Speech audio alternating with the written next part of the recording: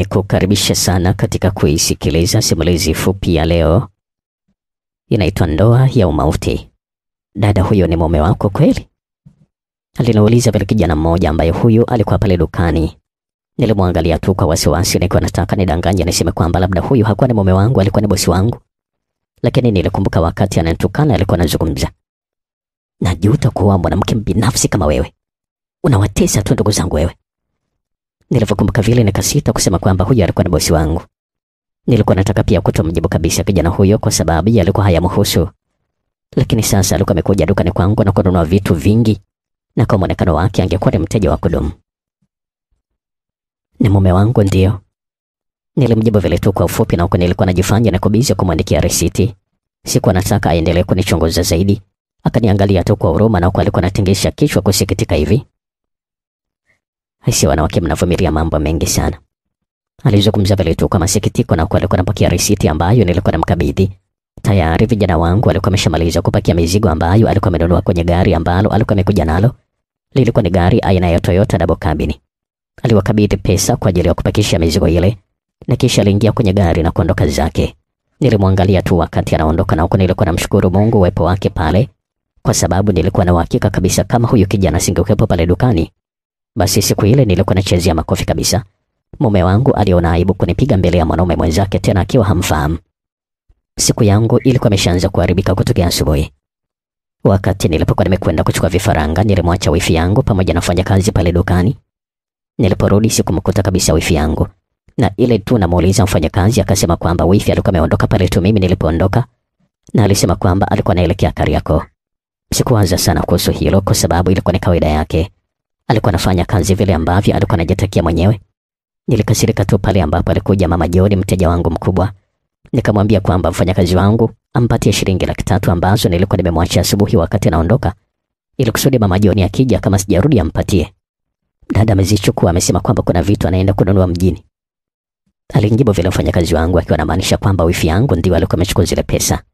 Hasira zikanipanda kusema kweli, kwa sababu wakati ule sikuwa hata na shilingi mfukoni. Hela zote nilikuwa nimenunulia mzigo wa mama Joni, na alikuwa ni mteja wangu wa muda mrefu.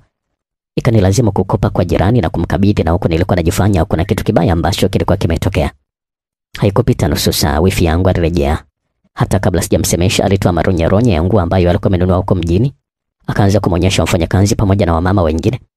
Nilijua kabisa kwamba alikuwa anafanya makusudi ili kusudi nizungumze. Kwa hivyo nilikuwa namwangalia tu bila hata kuzungumza chochote kile. Sikuwa nataka watu wajue nilikuwa nimekasirika. Kwa hivyo alipomaliza na kuingia dukani bila kusema chochote, nilitulia tu mpaka mfanyakazi alipotoka, ndipo kistaarabu nilipomuuliza mbona alikuwa amechukua pesa za mteja, na wakati alikuwa anajua kabisa kwamba hatuna pesa yote tulikuwa tumeenda kununulia mzigo. Angalau hata angenijulisha kwamba alikuwa anachukua pesa ili mimi nijue cha kufanya huko ambako nilikuwa. Lakini wifi akaniangalia kwa dharau tu, na kisha alizungumza, kwani hizi pesa ni za kwako ama? Hizi ni mali za kaka yangu, na yeye nilimwambia akaniambia kwamba nichukue, kwani shida iko wapi? Hata kama lakini ungeniambia mimi bibi nikwambie wewe ili waje sasa. Hizo zote unazopeleka kwenu unatuambiaga? Ama nafikiri sisi hatuje stories zako kwamba unachukua pesa za kaka unapeleka nyumbani kwenu huko? Alizungumza vile wifi, na kisha alisonya kwa nguvu. Nilinyamaza tu bila kuzungumza jambo lolote. Ukimya kidogo ulitawala. Ni kama alikuwa anataka nizungumze, lakini sikunyanyua tena mdomo wangu kuzungumza. Alianza kuzungumza tu maneno yake ya kashfa, kusema na kusengenya. Lakini bado maskini ya Mungu sikumjibu chochote kile. Kuona vile sasa alichukua nguo zake na kuondoka bila hata kuniaga. Jioni sasa, mara baada mume wangu kutoka kazini, ndio akaja pale. Alikuwa amekunja ndita na mahasira yake. Alisema kwamba nilikuwa namnyanyasia ndugu zake. Akanituka na matusi ya nguoni mbele za wafanyakazi na wateja pia pale dukani. Mimi nilikuwa namsikiliza tu bila kumjibu chochote, kwa sababu nikinyanyua tu mdomo ilikuwa ni kipigo. Lakini hilo nalo la kukaa kimya lilikuwa ni kosa pia, kwamba nilikuwa simjibu, nina kiburi, simuongeleshi, na dharau na mambo mengi kama hayo. Lakini hata hivyo sikuzungumza. Nilibaki kimya tu mpaka akaona kama anajichora na akaondoka zake. Maisha yetu hayakuwa hivyo mwanzo. Mara baada ya kufunga ndoa, maisha yetu yalikuwa ni mazuri kabisa. Wakati huo ndio nilikuwa nimetoka kumaliza kidato cha 6. Sikuwa nimefaulu vizuri. Kwa hivyo nilibaki nyumbani kwa kama miezi 6, ndipo nilipoolewa na mume wangu ambaye alikuwa ni mhasibu.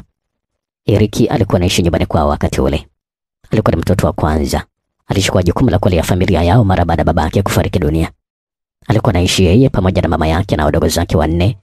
Wawili walikuwa ni wa kike na wawili pia walikuwa ni wa kiume. Mwanzoni mambo yalikuwa ni mazuri tu. Mama mkwe pamoja na wifi zangu ambao walikuwa ni wakubwa kidogo walikuwa wananipenda tu. Shemeji zangu waliokuwa ni wadogo, kwa hivyo walikuwa wananiheshimu na mpaka sasa pia wanaendelea kuniheshimu. Lakini hali ya mle ndani haikunifurahisha hata kidogo. Kila kitu tulikuwa tunamtegemea tu mume wangu. Na kama unavyojua mishahara ya serikali haitoshi.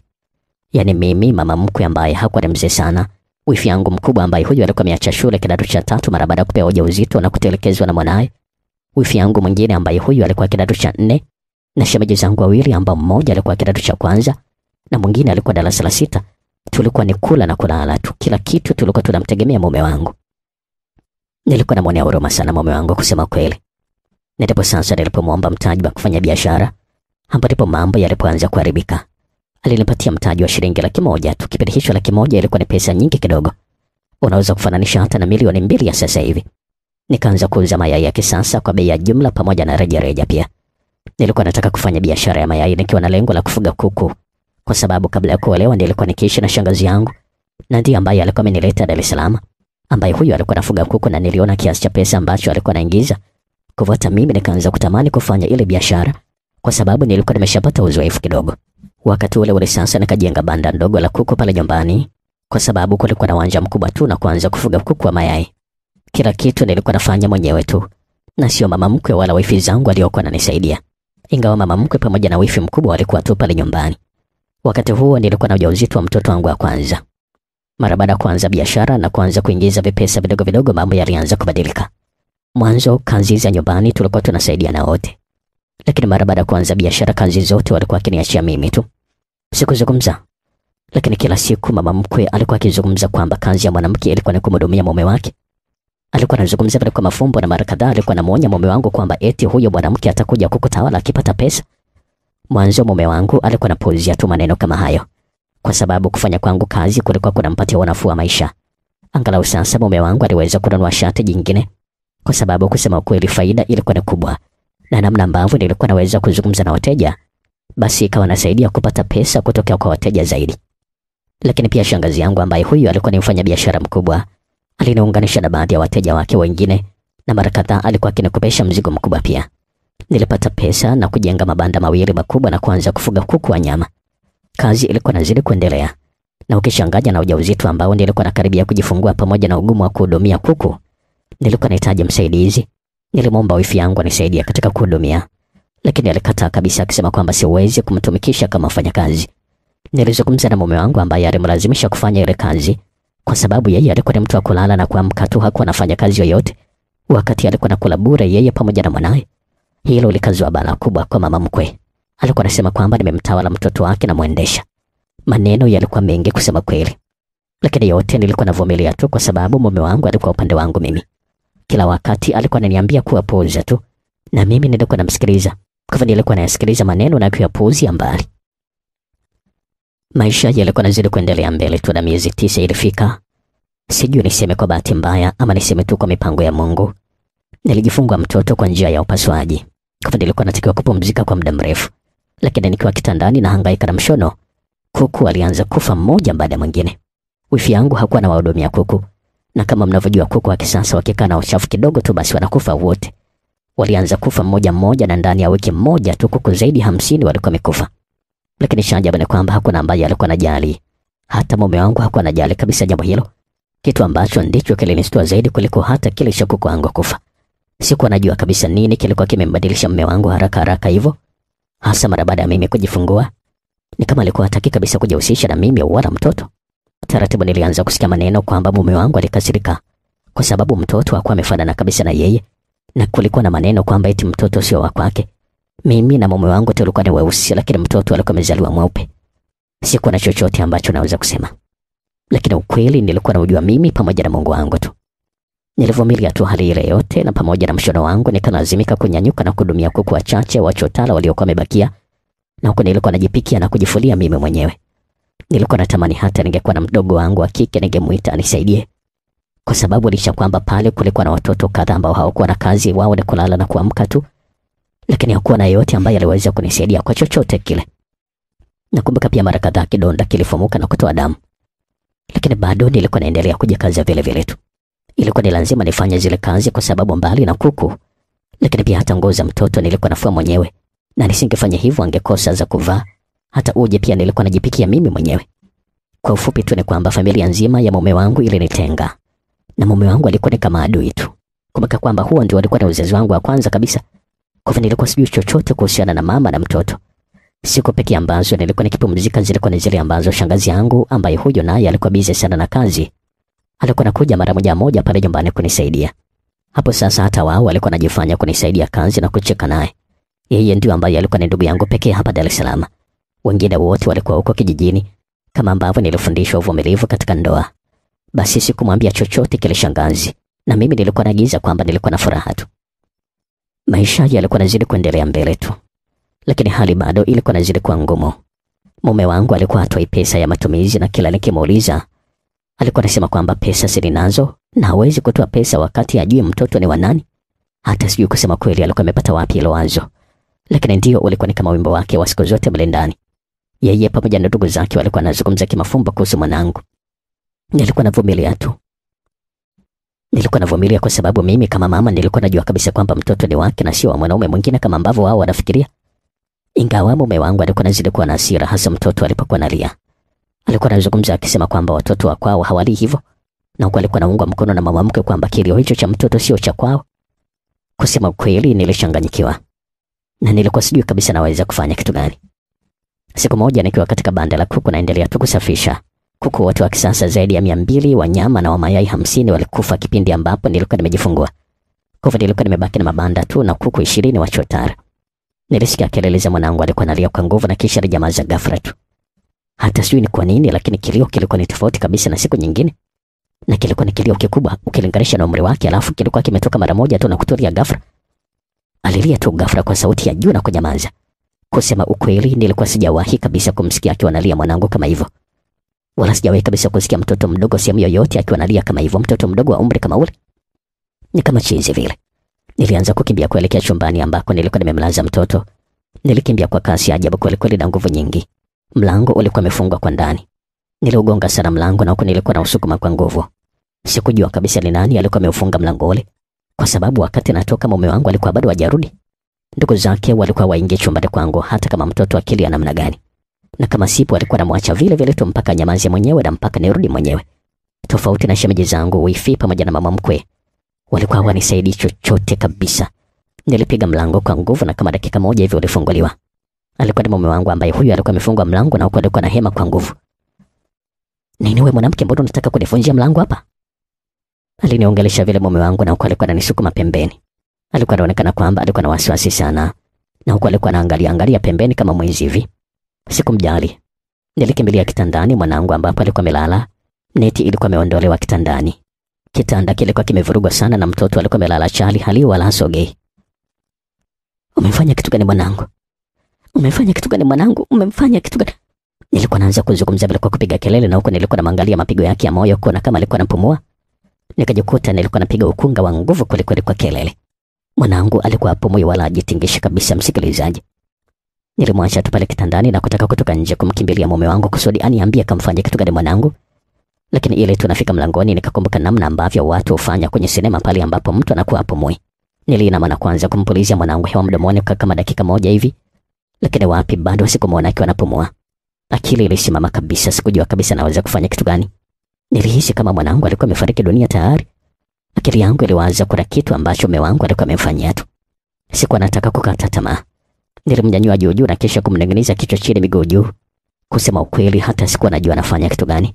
Lakini nilikumbuka namna ambavyo mtoto aliyezaliwa anapokuwa hali anavyofanywa. Na mimi ndio nilikuwa nimefanya vile, kumning'iniza miguu juu kichwa chini, lakini bado haikusaidia. Nilianza kuwa kama chizi sasa, nilikuwa nafanya kila kitu ambacho nilikuwa naona kama kingemsaidia kupumua.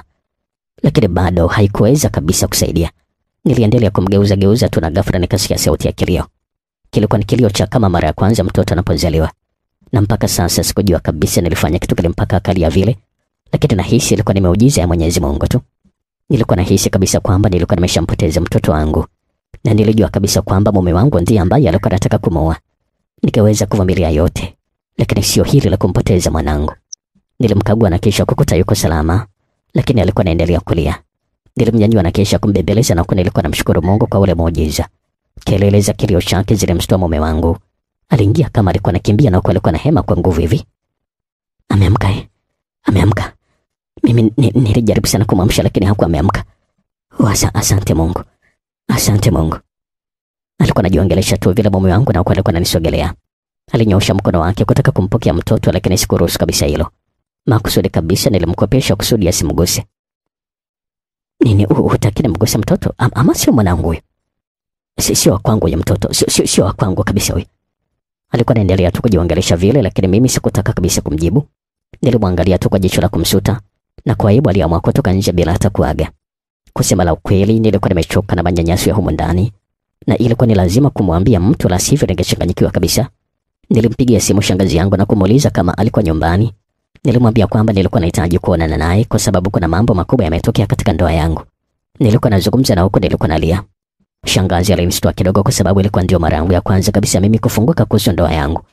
Alisema kwamba aje kunichukua na gari yake kwa sababu alikuwa dukani lakini nilikataa. Nilimwomba tukutane dukani kwake ambapo ilikuwa ni gari moja tu ili kusudi tuende nyumbani kwake na tuzungumze. Shangazi alinikubalia na haraka haraka nilimwandaa mtoto na kuondoka bila hata kumwaga mtu yeyote ule. Nilimpita mama mkwe, wifi zangu pamoja na mume wangu pale sebuleni bila kuzungumza chochote. Sikujali kitu na kuna hata mmoja aliyenisemesha.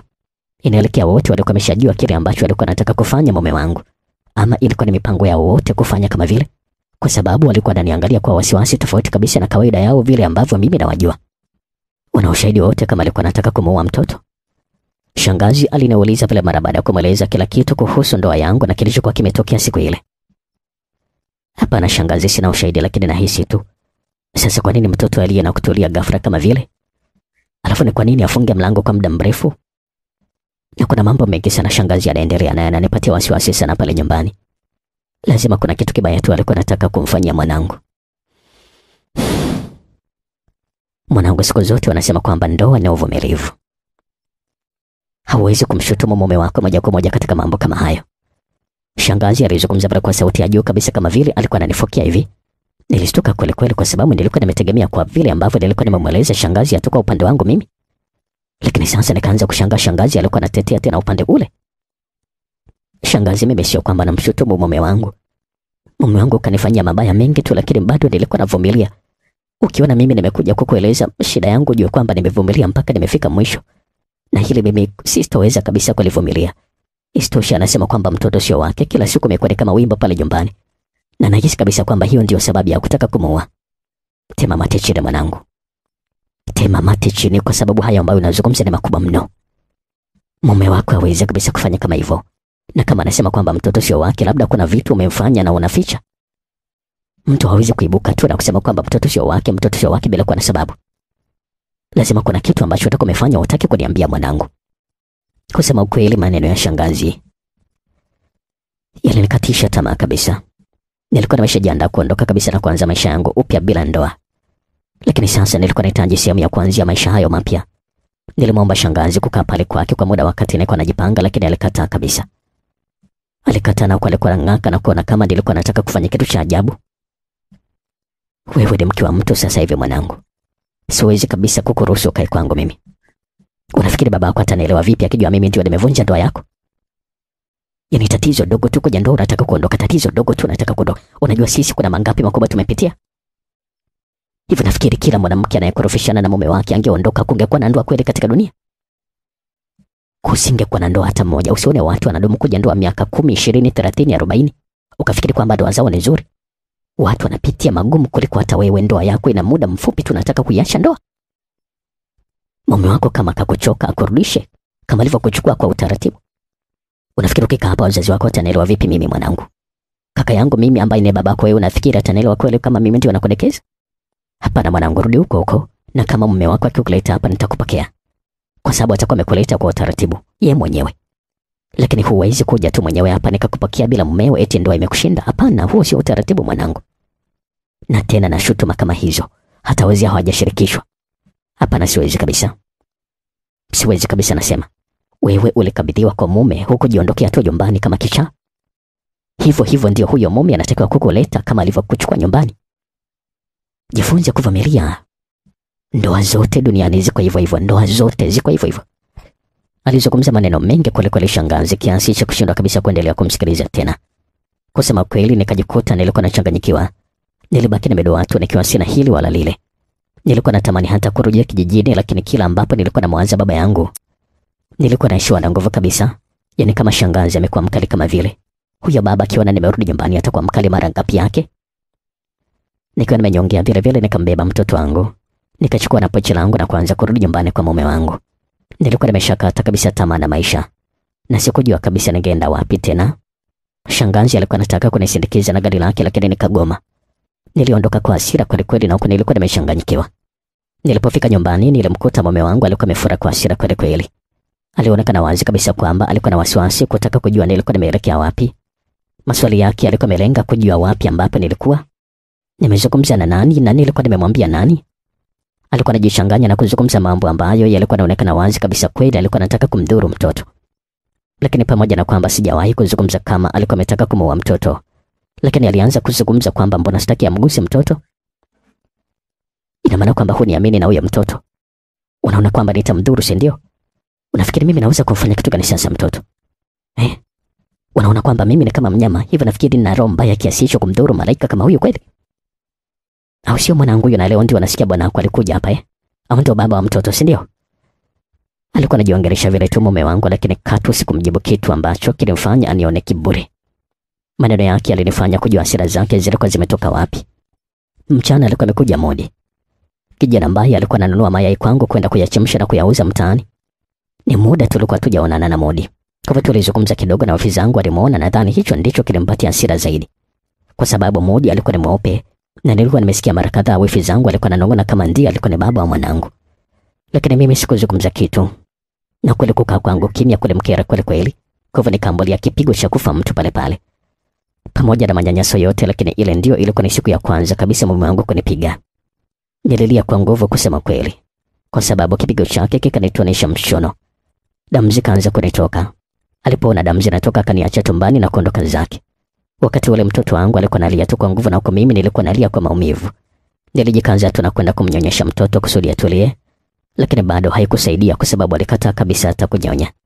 Nilichukua upande wa kanga na kukandamiza kwenye kidonda kusudi kuzuia damu zisiendelee kutoka. Nikajitahidi kunyanyuka na kuanza kumbebeleza mtoto ambaye alikuwa analia muda wote. Nilikuwa katika maumivu makali kusema kweli, lakini bado sikuwa na namna. Hakukuwa na mtu yoyote ambaye anaweza kunisaidia. Niliendelea tu kumbebeleza mtoto mpaka nikawa sijisikii maumivu tena. Yaani kwa sababu nilikuwa nimeonekana kwamba nimeyazoea tu. Mwanangu alilala, kwa hivyo nikamlaza.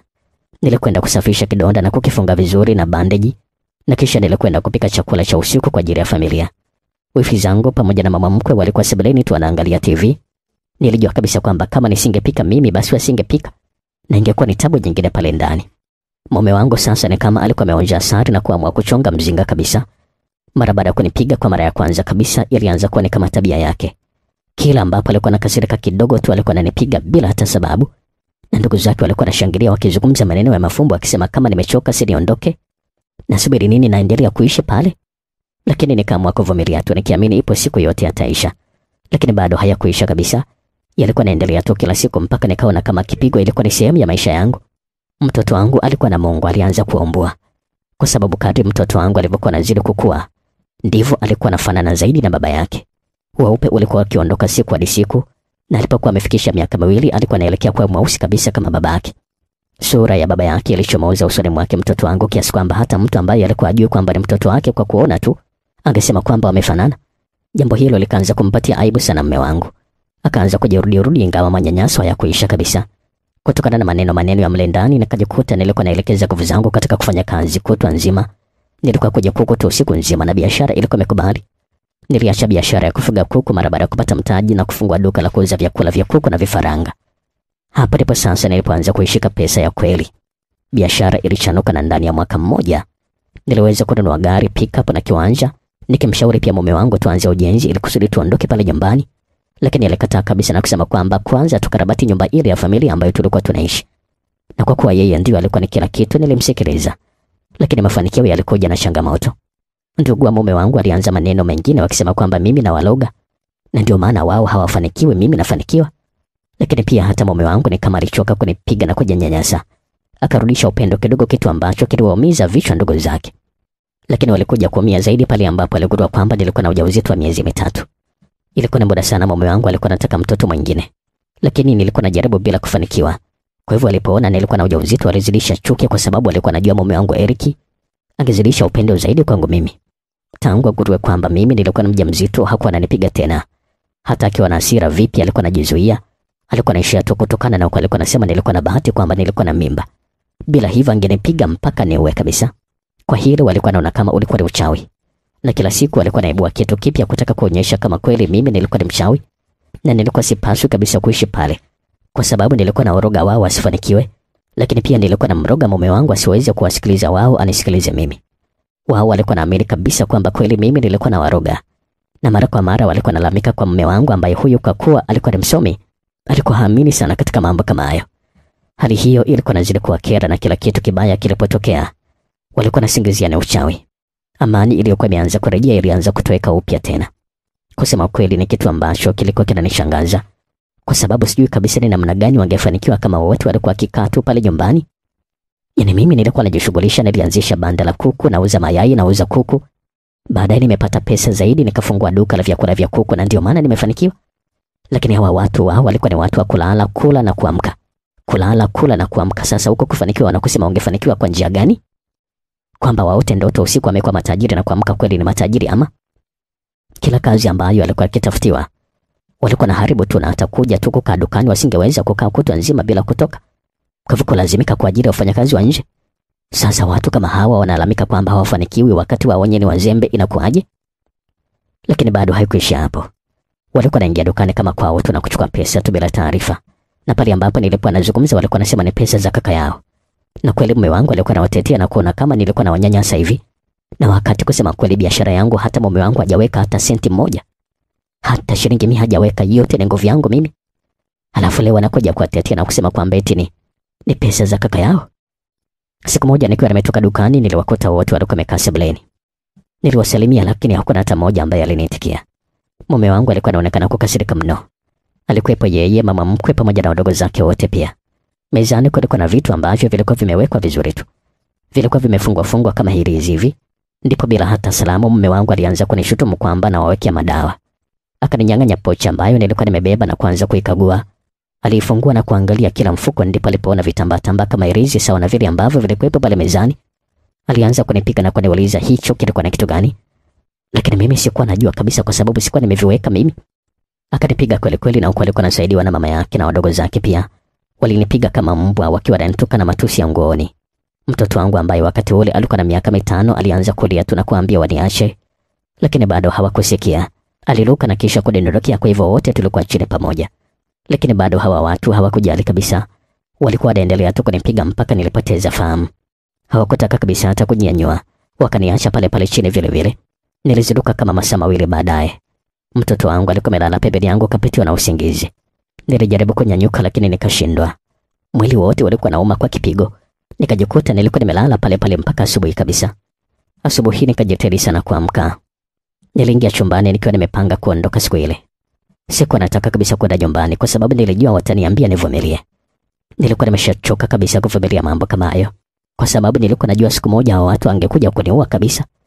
Nilikuwa nimedhamiria kuondoka. Niliingia chumbani kwangu tu na kuanza kukusanya nguo zangu. Mume wangu bado alikuwa amelala.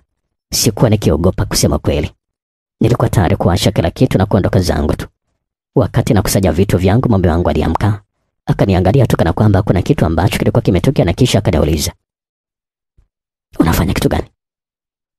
Nilimwangalia tu na bila uoga nikamwambia, "Nakusanya nguo zangu. Nimechoka kabisa na mateso kama haya. Na hapa tulipofikia ipo siku mtakuja kuniua bure mimi. Naondoka zangu, hata sijui naelekea wapi, lakini bora kufa polini kuliko kufia hapa." Nilimjibu vile tu mume wangu, na huko nilikuwa najiamini kweli kweli. "Na afadhali tu uondoke.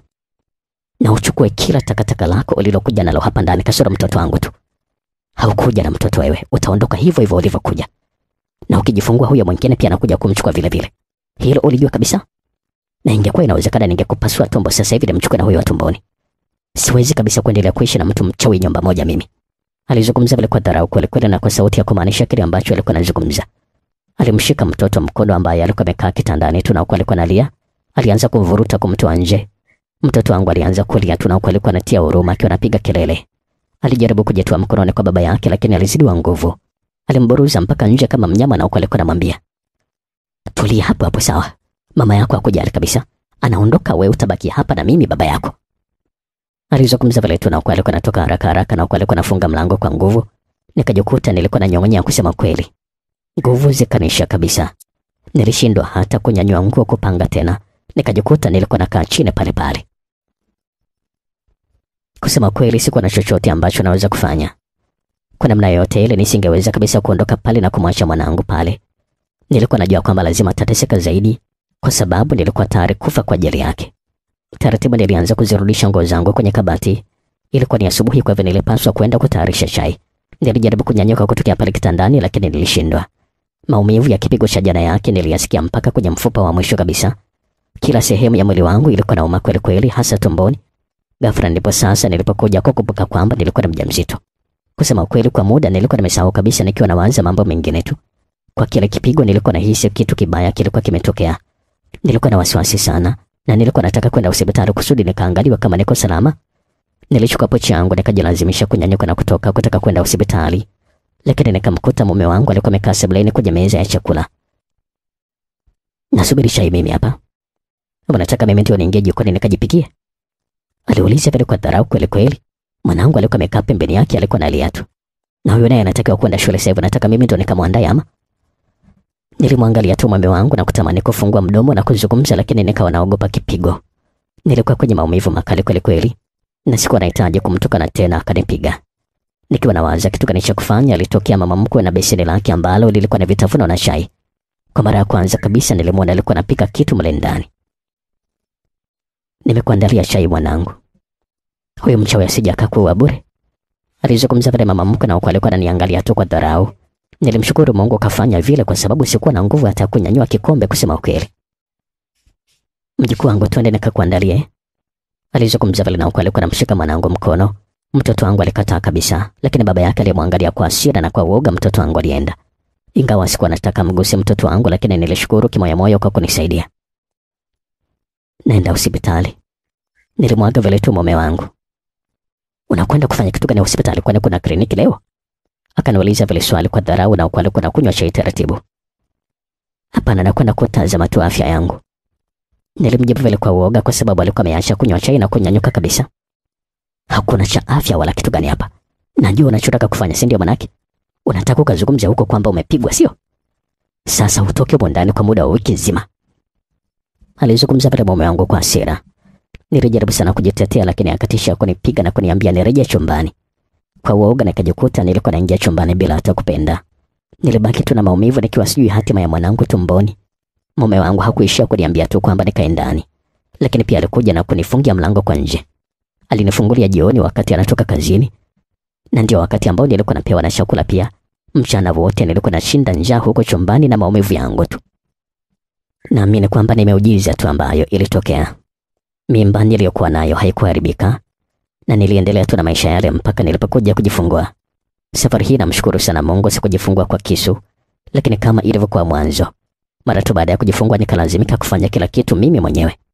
Nilifanikiwa kwenda mpaka nyumbani na kumweleza mama matatizo ya ndoa yangu, lakini jibu lilikuwa ni lile lile ambalo shangazi alinipatia. Vumilia tu mwanangu, kwa sababu ndio maisha ya ndoa yalivyo. Kusema ukweli, hilo likazidi kunikatisha tamaa. Hata mimi pamoja na babako tumefika hapa pia kwa kuvumiliana. Haikuwa ni mteremko kabisa mwanangu. Nilisha tu kumwangalia mama yangu bila kupata kitu cha kumjibu kusema ukweli. Nikajikuta tu katika biashara, na huko ndiko ilipokuwa faraja yangu. Kuzungumza na wateja, kutabasamu, ilinisaidia sana. Tulifanikiwa kujenga nyumba nyingine 2 kwa biashara ile ile yangu mimi. Mume wangu alikuwa anajifanya kuisimamia lakini kila kika dukani wiki 2. Basi huniita na kunirudisha kwa sababu alikuwa anaisha kupata hasara tu. Mwanzo alipoona biashara ilikuwa inaingiza pesa nyingi, aliamua kuacha kazi na kuisimamia yeye mwenyewe. Lakini alishindwa kuisimamia mara baada ya kuona alikuwa anaingiza hasara tu. Ingawa hakurudi tena kazini kwake, lakini aliniacha mimi nisimamie na yeye alikuwa anachukua pesa tu. Hayo ndio alikuwa na maisha yangu ambayo nilikuwa nimeyazoea. Kupigwa ilikuwa ni kama sehemu ya maisha yangu.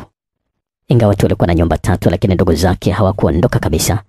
Kila tulipokuwa tunahama walikuwa na hama na sisi. Kwa ufupi ni kwamba ndugu hawa walituganda kweli kweli. Shemeji zangu wote walikuwa shule.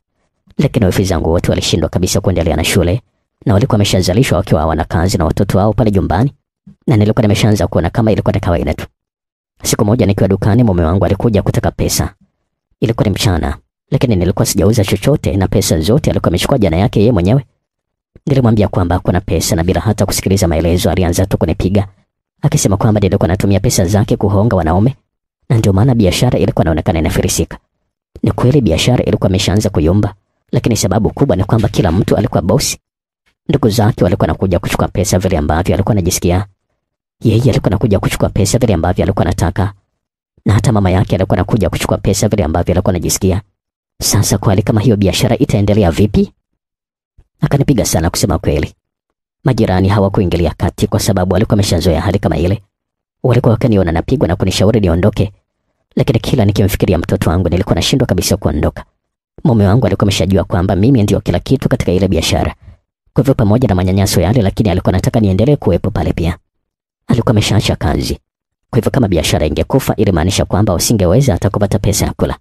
Kwa hivyo kila ambapo nilikuwa nikizungumza kwamba nataka kuondoka, alikuwa anatisha kwamba atawaua watoto. Na ni kweli kabisa, nilikuwa naamini kwamba ni kweli anaweza kuua, kwa sababu kila ambapo nilikuwa nalalamika angeweza kuwapiga bila hata sababu ili tu nimuone kwamba ni mkatili na anaweza kweli kuwaua. Kwa hivyo nilikuwa naamua kukaa kimya. Wakati ananipiga, kulikuwa na mama mmoja mtu mzima alikuwa anapita zake. Aliweza kuona vizuri kabisa vile namna ambavyo nilikuwa napigwa. Alikuja pale dukani na alikuwa anakimbia. Hivi kuna wanaume kweli hapa? Mnaona kabisa mwanamke anapigwa hapa, mpo tu mnatazama tu. Alifoka vile yule mama na alikuwa anatupa mkoba wake chini na kuja akaingia ndani kabisa ya duka na kuanza kumsihi mume wangu aniache. We mama, haya ni mambo ya familia, hayakuhusu kabisa, hebu ondoka. Mume wangu alijibu vile na alikuwa anajaribu kumsukuma, lakini yule mama hakutekeshika kabisa.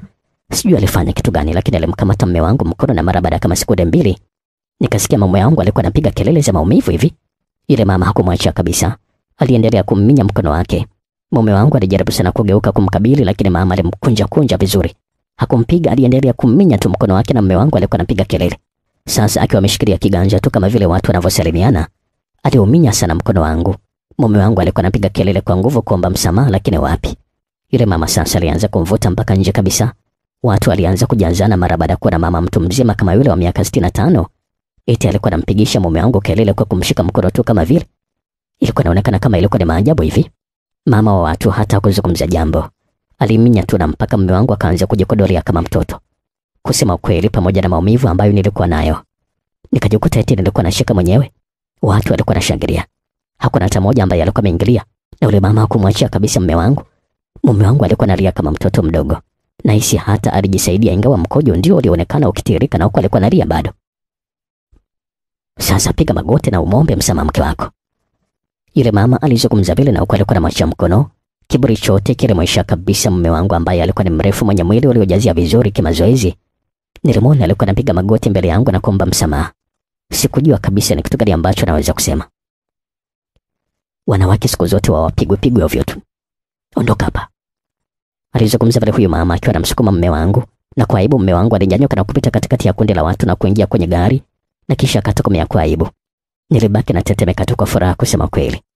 Yule mama hakuzungumza sana, akanifuata na kuniomba karatasi na kisha akaandika nambari zake za simu na kuzungumza. Siku akikugusa tena piga hiyo namba ya simu. Bila hata kujitambulisha aliondoka zake tu na kuendelea na safari. Kila mtu alikuwa anashangilia tu, wakati mama yule ambaye hakuonekana kabisa kama mtu wa mazoezi na mwili wake mnene wa kizeezee alikuwa amefanya kitu ambacho wanaume wengi walikuwa wameshindwa kabisa kukifanya. Sikuwa nataka kusubiri nipigwe ndio nipige ile namba. Nilijua kabisa kwamba siku ile mume wangu angeniua kabisa kwa jinsi ambavyo alikuwa amedhalilishwa. Nilijua labda pengine ile namba ni ya yule mama, na kumbe ilikuwa ni namba ya mama mwingine kabisa. Mungu amrehemu kabisa, kwa sababu ameshatangulia mbele zake. Yeye alikuwa ni askari wa jeshi la polisi kitengo cha jinsia. Nilimpigia simu na kumwambia mtu gani amenipatia ile namba ya simu, na nikamsimulia na mkasa wote uliotokea pia. Ilikuwa ni nambari yake binafsi na wakati ule hakuwa ofisini, lakini akaniomba tuonane. Akanielekeza mpaka kwake na nilimwambia mkasa mzima wa maisha yangu yote. Akaniuliza ninachotaka, nikamwambia kwamba nataka kuondoka, lakini nataka kuondoka na watoto wangu. Akasema kwamba ukweli, kwa kuwa mtoto wangu wa kwanza na umri wa zaidi ya miaka 7, kwa hivyo anaweza kupewa baba yake. Nilimwambia siwezi kuondoka bila mtoto, naye akasema kwamba atanisaidia. Akasema kwamba yule mama aliyenisaidia alikuwa ni dada yake na alikuwa ni mwanajeshi, sasa amestaafu, alikuwa na cheo kikubwa tu jeshini. Hapo ndipo sasa nilipoelewa ni kwa nini mume wangu hakufurukuta mbele yake. Alisema kwamba niende nyumbani na kama mume wangu akinitishia tu, basi vijana wake watakuwa tayari muda wote kuja nikiwapigia simu. Nilikwenda kweli na kama nilivyotarajia mume wangu alikuwa ananisubiri kwa hamu. Nilipofika alianza kunipiga. Nilipambana nikajitoa mikononi mwake na kisha nikakimbilia chumbani na kujifungia kwa ndani na kisha nikapiga ile namba ambayo nilikuwa nimepewa na dakika kadhaa askari walikuja. Sikujua lakini kumbe waliambiwa wanifuate. Walimkamata mume wangu wakati ananipiga na kumweka ndani. Alifunguliwa shtaka la kunipiga na kunijeruhi. Wakati kesi inaendelea kulikuwa na uwezekano mkubwa wa yeye kufungwa. Akaniomba msamaha na sikuwa tayari kumsamehe kabisa, lakini sikuwa na namna. Alikubali kuacha watoto chini yangu na aliwaandikisha kabisa kwa makubaliano, kitu ambacho mimi nilikuwa nataka siku zote, na sisi tukagawana mali zote tulizochuma pamoja nusu kwa nusu.